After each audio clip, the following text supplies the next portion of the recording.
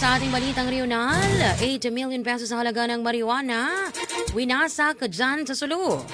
Samantala, 6 na high-powered firearms nasamsam. Nariyan si Bombosay Olis para sa buong detalye. Bombosay.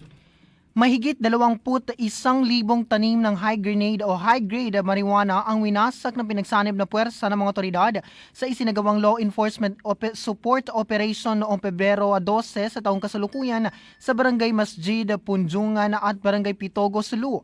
Pinangunahan ang operasyon ng 112nd Infantry General Brigade ng 11th Infantry Alacdan Division, katuwang ang PIDEA Sulu, AFP, PNP at iba pang law enforcement units. Natuklasan at binunot ang tinatayang 21 at 200 ganap ng tumubong marijuana plants bukod pa sa 3 sako ng pinatuyong dahon nito.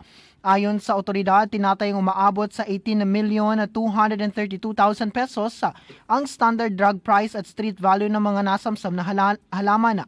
Ipinapakita ng lawak, kalidad at maturity ng mga tanim na marijuana na isa itong organisado at matagal ng operasyon sa isang liblib at mahirap marating na lugar. Bagamat nakatakas ang suspect na kilala sa alias na Mods at ang kanyang mga kasamahan, nakarecover ang mga otoridad ng 6 na high-powered firearms, kabilang ang 4 na M16 rifles, isang M14 rifle at isang M1 Garand rifle, kasama ang mga magazine at bala.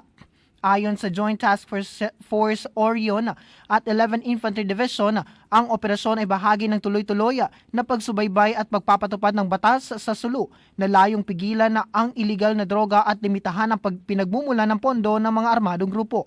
Patuloy ang pagmamanman ng mga otoridad sa lugar upang matiyak ang seguridad at maiwasan ng muling pagtatangkang iligal na pagtatanim sa nasabing komunidad.